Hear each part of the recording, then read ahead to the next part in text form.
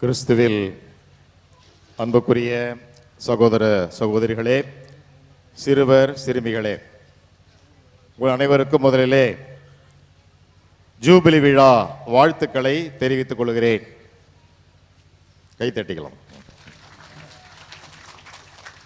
நமது பங்கு ஆரம்பித்து 125 ஆண்டுகளை நிறைவு செய்து அதை நாம் கொண்டாடி கொண்டிருக்கின்றோம். எனவே நமது பங்கு தந்தை, நம்முடைய மண்ணின் மைந்தர்கள், கல்பட்டு பங்கு தந்தை, ஊர் நாட்டாமைகள், பல்வேறு அன்பியங்கள், பக்த சபைகள், சிறுவர் சிறுமிகள், பெரியவர்கள் அனைவருக்குமே மகிழ்ச்சி தருகின்ற ஒரு நாள், சந்தோஷம் தருகின்ற ஒரு நாள். ஏறக்குறைய 125 ஆண்டுகளாக நம்முடைய விசுவாசத்தை, இறை நம்பிக்கையை கட்டி காத்து வந்திருக்கின்றோம். 125 ஆண்டு என்பது தவறான ஒன்று. விசுவாசத்தை பொறுத்தவரை பங்கு ஆரம்பித்து தான் 125 ஆண்டு. நமக்கு விசுவாசம் கொடுத்து ஏறக்குறைய 400 ஆண்டுகளை கடந்து விட்டிருக்கிறது. இந்த 400 ஆண்டுகளாக நம்முடைய விசுவாசத்தை காப்பாற்றி வருகிறோம். இந்த விசுவாசம் என்பது நம்முடைய தெளி பங்கிலே மிக சிறப்பாக வேரூன்றி ஆழமாக இருந்திருக்கிறது. அதே நேரத்திலே ஒரு சில சவால்களையும் சந்தித்து வந்திருக்கின்றோம். 125 ஆண்டுகள் கடந்தாலும், 400 ஆண்டுகள் கடந்தாலும் நம்முடைய மறை மாவட்டத்துக்காக உருவான குரு எத்தனை பேர்? 2 பேருங்களா? ஒன்றுங்களா? ஒன்று தான் ஒன்று படிச்சுட்டு இருக்காரு. ஆக இதெல்லாம் சவால்கள். இந்த சவால்களை எல்லாம் தாண்டி வர வேண்டும். அதே போல இந்த பங்கு என்பது ஆலயம், ஆலயத்தை சுற்றியுள்ள கேபி, கொடிமரம், இதைத்தான் நினைக்கிறோம். ஆனால் பங்கு என்பது பள்ளியையும் உள்ளடக்கி என்பதை நாம் பல நேரத்திலே மறந்து விடுகிறோம். கேரளாவிலே பள்ளி என்றால் ஆலயம் என்று பொருள். ஆலயத்தை என்ன சொல்லுவாங்க? பள்ளி அப்படி சொல்லுவாங்க. இஸ்லாமியர்கள் அவருடைய ஆலயத்தை என்ன சொல்லுவாங்க? பள்ளிவாசல் அப்படி சொல்லுவாங்க. ஆகவே இந்த ஆலயத்துக்கு நிகராக இருப்பது நமது பள்ளி. இந்த பள்ளியும் நமக்கு பல்வேறு உதவிகளை செய்திருக்கிறது. இந்த பள்ளிக்கூடத்தில் படித்தவங்க யார் யார்? பள்ளிக்கூடத்தில் படித்தவங்க, இந்த ஊரில் படித்தவங்க எல்லாம் பள்ளி. சரி, உட்காங்க, கைத்தவங்க போடுங்க. இந்த ஊரில் பிறந்து இங்கே வாழ்ந்து இந்த பள்ளிக்கூடத்தில் படிக்காதவங்க யார்? ஒருத்தர் 2 பேர் இருக்காங்க. யாரோ ஒருத்தர் வெளியூரில் படிச்சிங்களா தெரியல, அதில் நீங்கள் பம்பாயில் இருந்திருப்பீங்க, பெங்களூரில் இருந்திருப்பீங்க. ஆக இந்த பள்ளி வழியாகத்தான் நாம் வெளியே சென்றிருக்கிறோம்.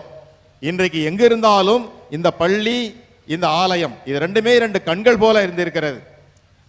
நாம் பல நேரங்களில் இந்த பள்ளி பங்கு வளர்ச்சி என்பதை எதை மட்டும் கருத்திலே கொண்டிருக்கிறோம் என்றால், ஆலயத்தை பராமரிப்பது, நம்முடைய கெபியை பராமரிப்பது, நம்முடைய கொடிமரத்தை புதுப்பிப்பது, சிலுவை பாதை வைப்பது, மேடை கட்டுவது. இந்த பக்கம் கொஞ்சம் திரும்பி ஃபாதர் பங்கு சாமியார், இந்த பள்ளியோட அப்படி இருக்கிறதே கொஞ்சம் சவாரினாக்கா யாருமே நமக்கு தெரியாது. ஏனென்றால் இதனுடைய முக்கியத்துவத்தை நாம் உணர்வதில்லை. எவ்வாறு ஆன்மீகத்தில் வளர்வதற்கு இது உதவியாக, ஆலயம் உதவியாக இருக்கிறதோ, அதற்கு சமமாக நம்முடைய அறிவுக்கு அறிக்கண்பை திறப்பதற்கு இந்த பள்ளிக்கூடம் உதவியாக இருப்பதை நாம் மறந்துவிடக்கூடாது. ஆகவே இந்த வெள்ளி விழா நேரத்தில், இந்த 125 ஆண்டு ஜூபிலி விழாவிலே இதையும் மறந்துவிடக்கூடாது. இந்த விசுவாசத்தில் நாம் வளர்ந்திருக்கிறோம் என்று சொன்னேன். இந்த விசுவாசத்தில் தியாகம் இருக்கிறது. ஏதோ ஜபத்தை கற்றுக்கொண்டோம், இந்த ஆலயத்தில் தான் நான் திருமுழுக்கு பெற்றேன், இந்த ஆலயத்தில் தான் நான் புதுநன்மை வாங்கினேன், உறுதி பூசல் வாங்கினேன், திருமணம் முடித்தேன் என்பதோடு நாம் நிறுத்திக் கொள்வதில்லை. இந்த ஆலயத்தை தாண்டி நம்முடைய வாழ்வு சிறப்பாக இருந்திருக்கிறது. நம்முடைய குடும்ப வாழ்வு, ஊர் வாழ்வு நன்றாக இருந்திருக்கிறது. நாம் சாட்சிய வாழ்வு வாழ்ந்திருக்கிறோம். ஏனென்றால் மற்றவர்களுக்கு இல்லாத சவால் ஒன்று நமக்கு இருந்திருக்கிறது. என்னவென்றால், நீ கிறிஸ்துவராக இருப்பதால் மற்றவர்களுக்கு இருக்கின்ற சலுகை நமக்கு இல்லை. ஒரு எஸ்சி இந்துக்கு இருக்கின்ற சலுகை எஸ்சி கிறிஸ்தவர்களுக்கு இல்லை. ஒருவேளை அந்த சலுகை இருந்திருந்தால் இன்றைக்கு நம்மில் பல பேர் பெரிய பெரிய வேலையிலே அமர்ந்திருக்கலாம், இடஒதுக்கீட்டு வழியாக சென்றிருக்கலாம், பெரிய IAS அதிகாரிகளாக வந்திருக்கலாம், பல பேர் அரசு உத்தியோகத்தில் இருந்திருக்கலாம்.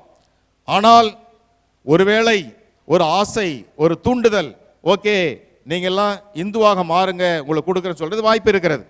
இந்துவாக மாறிய உடனே எஸ்சி சலுகை கிடைத்துவிடும். இதைத்தான் கர்வாப்பஸ் என்று சொல்லுகிறார்கள். தாய் மதம் திரும்புதல் என்பதை ஒரு சிலர் சொல்லுகிறார்கள். நீங்க தாய் மதத்துக்கு வந்துருங்க, உங்களுக்கு எல்லாம் கிடைச்சிடும் அப்படின்னு. தாய் மதத்துக்கு போவதற்கு யாராவது தயாரா இருக்கிற கேட்டால் யாருமே ஒத்துக்க மாட்டேங்க. எங்களுக்கு சலுகைக்கு இல்லையா இருந்தாலும் பரவாயில்லை, நாங்கள் இந்த மதத்தில் பிறந்தோம், இந்த மதம் எங்களுக்கு ஒரு மனிதனாக வாழ்வதற்கு உதவி செய்திருக்கிறது, எனவே இந்த மதத்தை விட்டு நான் மாற மாட்டேன் என்றுதான் பலர் சொல்லுகிறார்கள். அப்படி மாறினாலும் விசுவாசத்தை யாரும் விட்டு கொடுப்பதில்லை என்பதுதான் நிச்சயமாக இருக்கிறது. ஆகவே இந்த 400 ஆண்டுகளாக பல்வேறு சோதனைகள் வந்தால் கூட சிறப்பு சலுகைகள் கொடுக்கிறோம், உங்களுக்கு எஸ்சி பட்டியலில் இடம் கொடுக்கிறோம், எனவே இந்துவாக மாறிவிடுங்கள் என்று சொன்ன பிற்பாடு கூட நாம் இந்த விசுவாசத்தை நிலைத்திருக்கிறோம் என்றால் அது உங்கள் விசுவாசத்தினுடைய ஆழத்தை அகலத்தை காட்டுகிறது. எனவே நம்மை நாம் பாராட்டிக் கொள்ள வேண்டும். இந்த விசுவாசத்தை நாம் தொடர்ந்து வளர்த்து கொண்டிருக்கிறோம். அதே போல ஒரு காலத்திலே இங்கே பஞ்சம் பட்டினி எல்லாம் நிலவுகின்ற பொழுது மிஷனரிமார்கள் இங்கே வந்து பால் பவுடர் கொடுத்திருக்கிறார்கள், கோதுமை கொடுத்திருக்கிறார்கள். எனவே பல நேரங்களிலே நம்மை ஒரு சிலர் கோதுமை கிறிஸ்துவர் என்று அழைத்திருக்கிறார்கள், பால் பவுடர் கிறிஸ்துவர் என்று அழைத்திருக்கிறார்கள். இது உண்மையா? கோதுமைக்காக தான் நம்ம கிறிஸ்துவா மாறணுமா? பால் பவுடர் தான் கிறிஸ்துவா மாறணுமா? இல்லை. அப்படி மாறி இருந்தால் இன்னைக்கு எஸ்சிக்கு அதை விட அதிகமாக தானே கிடைக்கும், போயிருப்பாங்களே. ஆகவே நம்ம யாராவது பால் பவுடர் கிறிஸ்தவங்க கோதுமை கிறிஸ்தவர்கள் என்று சொன்னால் நாம் யாரும் ஏற்றுக்கொள்ள முடியாது. ஏனென்றால் நம்முடைய மூதாதையர்கள் இந்து மதத்திலிருந்து கிறிஸ்துவ மதத்துக்கு மாறினார்கள் என்றால் அது காரணம் என்னவென்றால் கோதுமைக்காகவோ பால் பவுடருக்காக அல்ல, நாம் இயேசுவின் மீது கொண்ட அடிப்படை விசுவாசம், மற்ற மதத்தில் இருக்கின்ற வேறுபாடு இங்கே இருக்காது என்று நாம் வந்தோம். அதற்காகத்தான் நாம் இங்கே வந்திருக்கிறோம். நமக்கு ஒரு மாண்பு கிடைக்கும், மற்றவர்களுக்கு சமமான உரிமை கிடைக்கும், மற்றவர்களை போல நாம் மனிதர்களாக நடத்தப்படுவோம் என்ற காரணத்திற்காகத்தான் நாம் கிறிஸ்துவாக மாறி இருக்கிறோம். அதை நாம் மறந்துவிடக்கூடாது. நம்முடைய முன்னாதையர்கள் மூதாதையர்கள் எதற்காக கிறிஸ்துவாக மாறினர் என்றால் அங்கே கிடைக்காத மனித மாண்பும் சமத்துவமும் உரிமையும் இங்கே கிடைக்கும் என்ற நம்பிக்கையில் வந்தார்கள். எனவே அந்த நம்பிக்கை தான் இன்னும் நமக்கு தொடர்ந்து கொண்டிருக்கிறது. எனவே இந்த ஜூபிலி விழாவை கொண்டாடுகிற நாம் இதை நாம் மறந்துவிடக்கூடாது. ஏனென்றால் நமது விசுவாசம் ஆழமானது, விசுவாசம் உண்மையானது, விசுவாசம் இயேசுவின் மீதும் கடவுள் மீதும் உள்ள விசுவாசம் நம்மை யாராலும் எப்பொழுதும் மாற்ற முடியாது. எப்படிப்பட்ட சவால்கள் வந்தாலும் நாம் தொடர்ந்து கொண்டிருக்கிறோம் என்பதையும் நாம் மறந்துவிடக்கூடாது. இந்த நாளிலே நாம் 2 வாசகங்களே 3 வாசகங்கள் நாம் கலந்து கொண்டு நினைவில் கொள்ள வேண்டும். இந்த விசுவாசத்தை பற்றி தான் 2ஆம் வாசகத்தில் சொல்லப்பட்டிருக்கிறது. எவ்வாறு ஆபிரகாம் தம்முடைய நிலம், இடம், வீடு எல்லாவற்றையும் விட்டுவிட்டு ஆண்டவரை பின்தொடர்ந்தார், ஆண்டவர் அவரை பல்மடங்கு ஆசீர்வதித்தார். ஆகவே நம்முடைய விசுவாசம் நமக்கு அதிக ஆசீர்வாதத்தை கொடுக்கிறது. நம்முடைய இறை நம்பிக்கை நம்மை தொடர்ந்து வாழ வைக்கிறது, வளர வைக்கிறது, இன்னும் தொடர்ந்து காப்பாற்றும். அதுதான் 2ஆம் வாசகத்திலே ஆபிரகாமுடைய இறை நம்பிக்கையை பற்றி, விசுவாசத்தை பற்றி நாம் வாசிக்க கேட்டோம். முதல் வாசகமும் நற்செய்தி வாசகமும் யோசேப்பை பற்றி கூறுகிறது. முதல் வாசகத்திலே ஒரு யோசேப்பை பார்க்கிறோம். அந்த யோசேப்பு பேர் என்ன, பெற்ற பேர் என்ன பேர் வச்சாங்கன்னா கனவு காண்பவன். இதோ கனவு காண்பவன் வருகிறான், வாருங்கள் அவனை கொன்று போடுவோம். பழைய ஏற்பாட்டில் தொடக்க நூலில் நீங்கள் பார்க்குறீங்க. யாக்கோபுடைய பிள்ளைகளில் ஒருவன் தான் யோசேப்பு, ஜோசப், சூசை. அவரை மற்றெல்லாம் சேர்ந்து அவர் மேலே பொறாமை வந்துருச்சு, அண்ணன் தம்பிக்கெல்லாம் பொறாமை வந்துருச்சு. என்ன பொறாமை? நம்முடைய அப்பா அவங்களுக்கு மட்டும் விதவிதமான கவுன், அந்த அங்கி தானே போடுவாங்க அவங்க நாட்டில், அங்கி போட்டுக்கிறாரு, விதவிதமாக வேலைப்பாடுள்ள அங்கி போட்டு வச்சுக்கிறாரு, அவன் மேலே வாங்க கொண்டு போட்டுருவோம் அப்படின்னு பொறாமை. இந்த குடும்பத்தில் ஏற்படுகின்ற பொறாமை, அந்த பொறாமை அந்த சகோதரர்களுக்கு ஏற்பட்டது.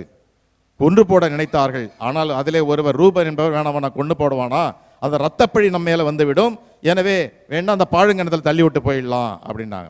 கடைசியில் வித்துட்டாங்க அவரை. அந்த வழியாக போன அந்த வியாபாரிகள்கிட்ட வித்துடுறாங்க.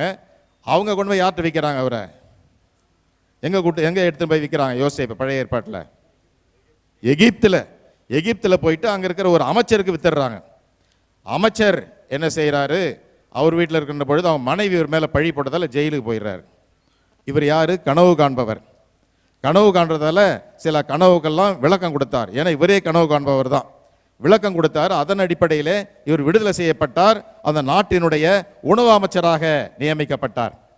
ஆகவே இந்த யோசேப்பினுடைய வளர்ச்சியை பற்றி நாம் பார்க்க வேண்டும். இந்த யோசேப்பு என்பவர் சவால்களை சந்தித்தார்.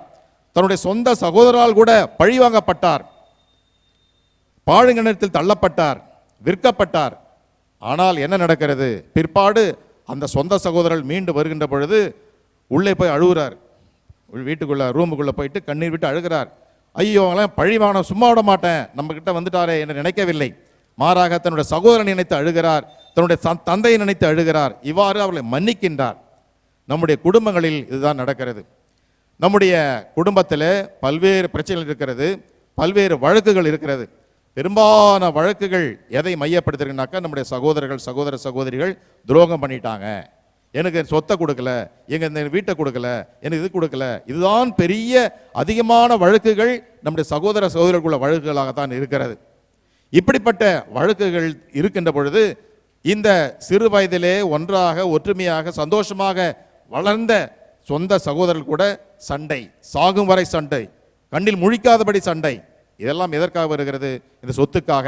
இந்த சொத்தை பற்றி பேசுகின்ற பொழுது நாம் சொல்லுவோம், எப்படிதான் சொத்து சேர்த்தாலும் கடைசியில் நாம் போகிறது 6 அடி நிலத்துக்கு தானே போகிறோம் என்பதை நாம் மறந்து விடுகிறோம். இந்த உறவுகளை எல்லாம் தரித்து விட்டு, உதறி தள்ளிவிட்டு, முறித்து விட்டு செல்கிறோம். கடைசியில் நமக்கு கிடைக்கிறது ஒன்றுமே கிடையாது. என்ன சொத்து சேர்த்து வச்சு என்ன புண்ணியம்? ஒன்றுமே இல்லை. உறவுகளை இழந்து நாம் சொத்தாக இந்த சொத்துக்களை நாம் சேர்ப்பதால் எந்த புண்ணியம் இல்லை. இதே போல கனவு காண்பவர் புதிய ஏற்பாட்டில் இருக்கிறார். அவர்தான் நம்முடைய பங்கின் பாதுகாவலரான புனித யோசேப்பு. புனித யோசேப்பு கனவு காண்பவர். அவரும் ஒரு வார்த்தை கூட பேசவில்லை. ஆனால் கனவிலே சொல்லப்பட்டு போகிறார், கனவிலே எச்சரிக்கப்பட்டு போகிறார், கனவிலே எச்சரிக்கப்பட்டு தன்னுடைய மனைவியை ஏற்றுக்கொள்கிறார். ஆகவே பழைய ஏற்பாட்டு யோசேப்பும் கனவு காண்பவர், புதிய ஏற்பாட்டு நம்முடைய புனிதர் யோசேப்பும் கனவு கண்டு கனவின் வழியாக இறை திட்டத்தை நிறைவேற்றியவர். ஆகவே இந்த கனவு என்பது மிக முக்கிய பங்கு வகிக்கிறது. எப்படி பழைய ஏற்பாட்டிலே அந்த யோசேப்பு பல்வேறு சவால்களை தன்னுடைய சகோதரர் வழியாக மேற்கொண்டாரோ, புதிய ஏற்பாட்டு யோசேப்பும் பல்வேறு சவால்களை மேற்கொள்கிறார். மனைவி மேலே சந்தேகப்படுறார், எல்லாருக்கும் இருக்கிற சந்தேகம். ஆனால் யோசித்து பார்த்து கனவு அவருக்கு தெளிவு கொடுக்கிறது, சிந்தனை அவருக்கு தெளிவு கொடுக்கிறது, அவரை ஏற்றுக்கொள்கிறார். கனவு அவரை தன்னுடைய குழந்தையை காப்பாற்ற உதவுகிறது. இவ்வாறு இந்த கனவு என்பது பல்வேறு சவால்களை சந்திக்கின்ற ஒன்றாக இருக்கிறது. நமக்கென்று ஒரு கனவு இருக்கிறது, நம்முடைய குடும்பங்களுக்கென்று ஒரு கனவு இருக்கிறது, நம்முடைய இளைஞர்களுக்கென்று ஒரு கனவு இருக்கிறது, நம்முடைய சிறுவர்களுக்கென்று ஒரு கனவு இருக்கிறது.